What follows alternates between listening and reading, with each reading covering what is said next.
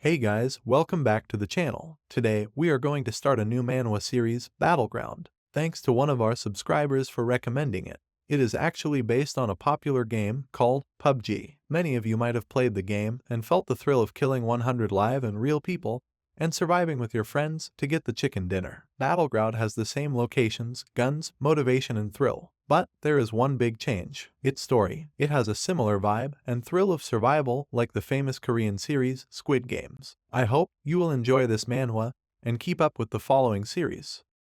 The story begins with a bank robbery at Hyundai, Busan, near YK Bank. A man with black suit carrying a bag is staring at the bank. His face was half covered with a black mask. This man had a crazy determination in his eyes. He believed he was an apostle for justice and took out a gun from his vest. Inside the bank, employees were handling their clients. Suddenly, a loud cry took their attention. It came from the safe locker room. The masked man was holding his gun on the bank employee's head. He told him to take out everything that is stored in that safe.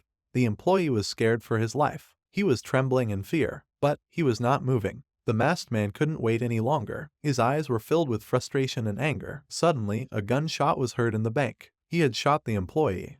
The news about the bank robber attacking the Busan's YK Bank was live on TV. It said that the bank robber killed 7 civilians and was arrested on the spot by the police. The masked man was Chin Hoyong. In the court, the judge had already made his judgment. For indiscriminate murders of civilian, illegal possession of firearms, bank robbery, and other mentioned heinous crimes, the defendant has no room for extenuating circumstances. Hence, the defendant Chin Hoyong was sentenced to death penalty. In the police bus, Chin was wondering how his judgment was funny. He knew even those who committed more severe crimes than him have not been executed for decades. He knew that the heinous criminals in Korea were departed to prison in North Gyeongsang. Just when he thought about it, 2 soldiers suddenly entered into the bus. They covered Chin's face with a black cloth and took him away. After a while, he realized they were a lot more than just 2. He didn't know why he had been taken away when he was about to be executed.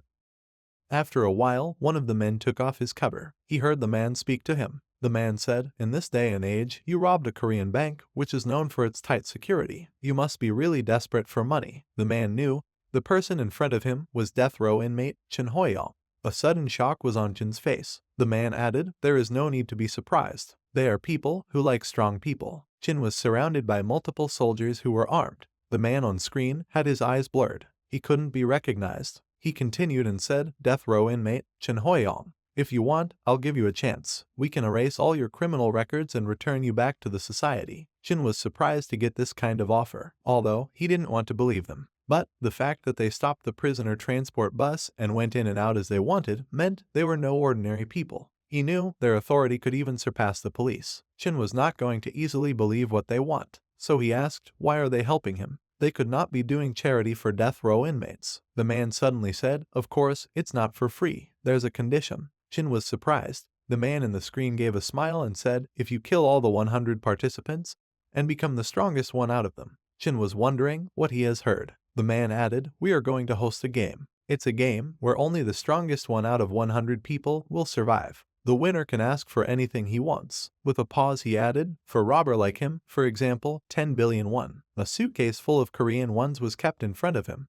The man added, if he wins, they will give him all that money as a reward. He asked, as it was the last question, will he risk his life for this life-changing opportunity? Chin was surprised and shocked to see a suitcase full of 10 billion wons. He couldn't just leave this opportunity. He nodded his chin in agreement. The man said, his participation is confirmed. From now on, just at the moment, the soldier behind him slammed his gun on Chin, knocking him out. The man continued, "You are going to hell." The carrier truck takes him away. After a while, Chin wakes up. He was free from handcuffs but was still covered in black cloth. He could hear voices and sound of powerful wind. Suddenly, someone takes off his cover. Chin was surprised to see it was a girl. She asked if he is all right. Chin wanted to ask something, but the girl knew the question and said she was kidnapped the same as him. She added, other than him, there are a lot of people who are in the same situation. As Chin turned to look around, the whole lobby was full of people. There were women, old men, and all kinds of people. Some had excitement and some had fear on their faces. The girl said she thinks the kidnapper will slowly explain everything to them. Chin wanted to ask, but he heard a loud voice. Attention! It was again the man on screen. Everyone in the lobby was now watching him. The man smiled and said, "You guys must be flustered that you are suddenly dragged here. But don't worry, because the place you are in right now is just a military plane C-130, flying at the height of 5,000 feet. Everyone was tensed as they realized they were on a military plane. The man chuckled and added, "Why are you guys so silent? Is it your first time on a plane?" He added, "But still, isn't it more comfortable than the bus transporting on your death row?" Listening to his joke, Chen realized that everyone in the lobby was a death row inmate, including the girl. Suddenly, a bald man with a tattoo on his shoulder asked to the man on screen. He asked, "When you said you would release the strongest guy out of all and give him anything he wants, is it real?" He pointed at all of them and said, "Should he kill them all right now?" The man laughed and said, "Calm down, not so early. First listen to the rules." He is going to explain the basic rules, and he will explain them only once. With a short pause he added, "In a while, all the 100 death row inmates will land on some abandoned island. When you arrive on that island, just kill until only one of you is left. It will be a war for survival. Just do or die. On the island, all the daily necessities, vehicles, and weapons have been prepared, so they can use them freely to kill. The last remaining one will become the winner." Suddenly, a man with blonde hair laughed. His voice had a craziness of a killer. He said, "Is that all? Is he asking to kill anyone who falls in sight?" The man was covered in a tight white suit, which restrained most of his movements. He smiled and said, "This is good. It's no different from what he did up until now." The man was no other than a serial killer from Britain, Danny Jack Daniel. Many people could identify him. A woman sitting back of the lobby had recognized him too. She thought, "A lot of famous people from criminal world have gathered at the same place. Killing all of them, what a pity." The woman had an eye patch and a seductive look. She was a famous drug criminal, drug cartel link. Same thought came to one other man. He was a member of Yakuza family of Wanaguchi, Cadre Goda. After hearing everything, our protagonist Chen Hoyong had but a single thought. "I succeeded." Yes, he has finally succeeded.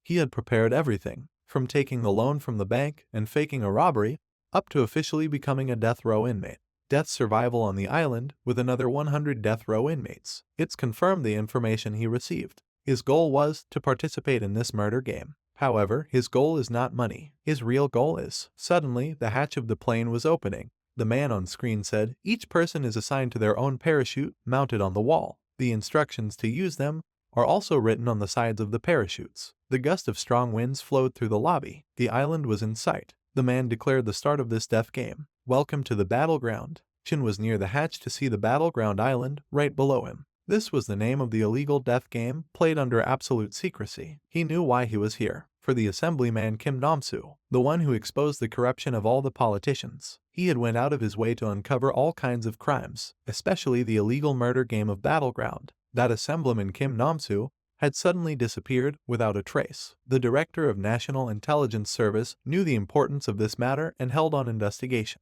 He said if they want to find him, they must gain some clues about this death game. And the only person right for this job was none other than our protagonist, National Intelligence Agent Chen Hoyong.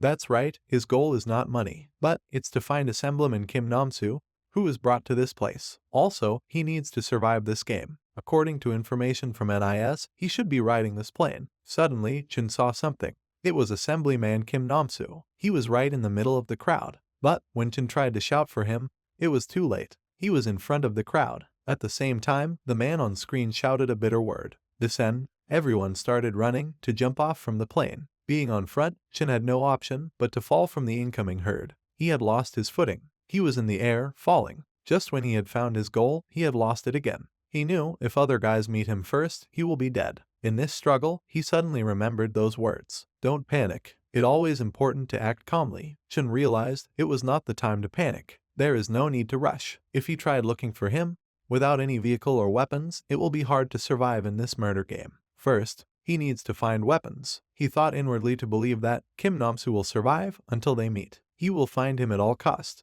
Chen was falling to the island. He released his parachute and landed safely on the ground. It was a relief for him that he had an exquisite experience in parachute training. He looked around to see where he was. Looking at the surrounding, he realized it was a military base. In the game, it was called Sosnovka Military Base. Chen knows that at the military base, there must be guns lying everywhere. He immediately saw a pistol. Just when he was about to take the gun, the man with the tattoo jumped over him as he was landed with the parachute. He took the pistol. As he did, he smiled as he said, "Whoever picks it up first will be the owner." Chen was already dashing forward. He realized this man has purposely followed him. The man fired at him, but Chin had managed to close the gap and dodge it. He punched the man on his solar pelvis. The man immediately gasped. Chin was not holding back. He throwed some more punches in that short time. He grabbed on the man's neck and slammed him over his head. Chin was a special agent from International Crime Task Force. The man's head had made a big hole in the ground. The impact made him lose his teeth. As he recovered, Chin grabbed the pistol. The man was trembling as he saw his death. Chin said he didn't give a damn about criminals. You chose the wrong target to follow. As Chin held the gun on his head, he gave him a little smile as a farewell gift. As the shot rang, the birds flew over. Chin had his first kill in the battleground. As they have said, there were 100 people landed on this island. Chin held his gun and looked at the sky. He knew 98 others are still remaining. As he was one of the first to land, he could still see people gliding down with their parachutes and the plane flying past. He saw around 5 people were coming over his direction. He thought they must have noticed that this was a military base. He knew it was difficult to shoot them with just a single pistol. If he missed, he will just expose his location. He thought finding a better weapon is his first priority. But someone was already near him. It was none other than the girl he met on the plane. Inside the shade house, a man was carrying a frying pan and looking over. Just then, Chin jumped over him and killed the man instantly. He knew everyone here was a death row inmate and a trash for the society. After this kill, he had got a frying pan. He wondered if the people with weapons were hiding somewhere. After changing his clothes, he saw his loots. He got a police vest. Now, he had a bulletproof police vest and a P1911 pistol. So far, he was not anxious. Suddenly, he heard footsteps. He turned to shoot, but he stopped. It was the girl from the plane. She yelled, "Please don't shoot." Chin immediately recognized her, but she was unarmed. The girl had held her hands up as she smiled and said she has a favor to ask. She said, "Do you want to form a team with me?" Chin was not one bit interested in it. He was still pointing his gun on her. Sensing the environment, the girl tensed and said she doesn't know why she was dragged to this island. She added she never said she would participate in this murder game. When she woke up, she was kidnapped and brought here. Chin interrupted and said he doesn't care about her story. He just asked what is her intention of approaching him. The girl replied she doesn't know how to fight, nor did she has ever held a gun. She just thought he would understand her. She deliberately added she took off his mask on the plane. Chin immediately said it's not worth listening to. He added just because she took off his mask doesn't mean he has to team up with a stranger. He asked why should he do that? Moreover, she is also someone who can't fight. She is useless. The girl tried to justify herself, but Chin was not in the mood. He knew at any moment Assemblyman Kim would be in danger. He was just wasting his time.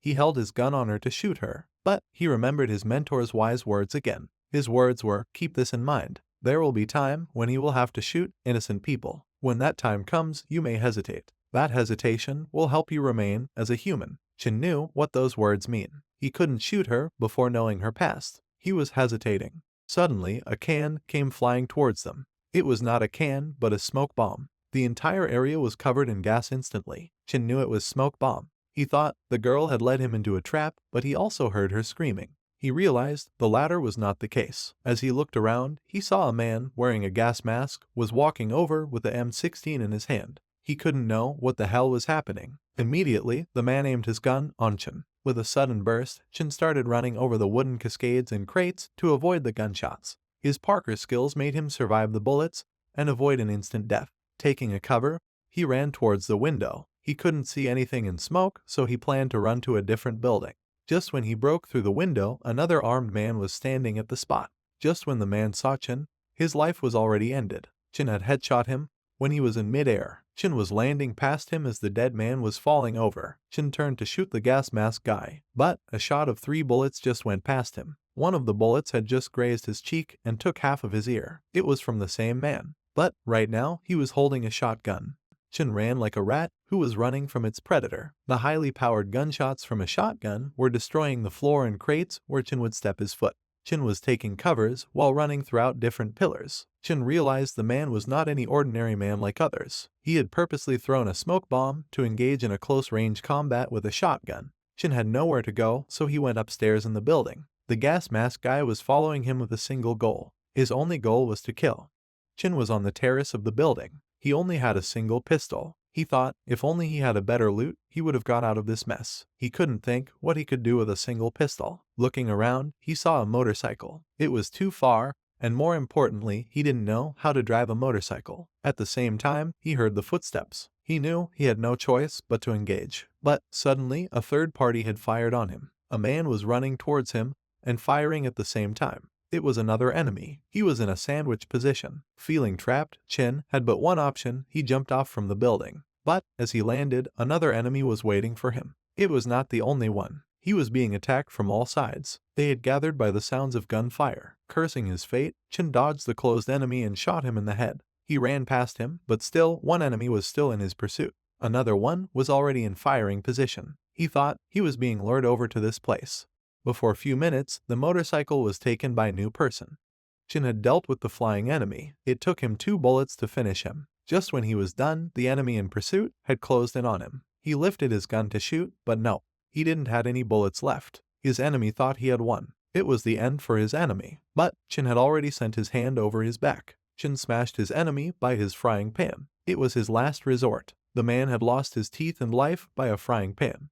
Chin had just killed 3 enemies in just mere couple of minutes. He was tired to his death. As he was trembling in exhaustion, he heard a voice saying, "How does it feel to be a rabbit being hunted down?" As he turned, he saw the familiar figure. It was the gas mask guy. The man was holding his shotgun. The man added, he didn't really team up with those guys to target him. He is just the one who landed at the place with the greatest number of participants. Looking at Chin, he added again, "You are out of ammo and soon, your strength will be gone too." Chin was really exhausted to his limit. The man was holding his shotgun and aiming at Chin. He said, "Farewell. I enjoyed the hunt." Just when he was about to shoot, the lady had jumped over with the motorcycle. It was the girl from the plane. Both Chin and the gas mask guy were totally surprised by her sudden entry. As she landed, the girl drifted her bike to make the dust cloud to make a cover for Chin. She looked at Chin and said, "Hop on, mister." Chin was surprised to see her. He didn't know why she was doing this. She immediately said, "Still think I'm useless." The girl was a former motorcycle racer, Park Haben. Chin didn't know how she got here. But right now, the dust cloud was being cleared up. The gas mask guy had reloaded his shotgun to shoot his new enemy. Haben had seen it coming. She raced her bike to avoid the gunshots. She raced towards Chin and told him to hop on. He held her hand out. Without thinking further, Chin held her hand and hopped onto the bike. But they were not safe. The gas mask guy was not letting them go just yet. Chin shouted to watch out. The gas mask guy shot ahead of the bike to get them with momentum. But Park Haben was a pro at riding. She was better at her job than anybody else. She had performed a wheelie. As the bike landed, she told Chin to hold on tight, because if he falls, she won't take the responsibility. She pulled on the accelerator and sped up. The gas mask guy was already shooting them as the bullet shells were pouring out of the rifle, each one aiming at the enemy. But Park Haben was a pro. She was riding at an extreme speed and dodging bullets as they missed their target. In front was a steel compound. But it was not going to stop this pro rider. Haben broke through the compound, making their grand escape from their predator. As the gas mask guy witnessed her bravery, he had no choice but to acknowledge her. He said he didn't expected that. Riding that kind of bike is difficult. But that woman was riding it like a toy. He couldn't help but let them go. He added, "Until next time, Korean friend." Chin and Haben had escaped from their enemy and survived the brawl from the military base. They are riding away from it. What are they gonna do? How will they survive? Let's continue in the next part of the series of the Battleground. The link will be updated soon in the description. Join the fun.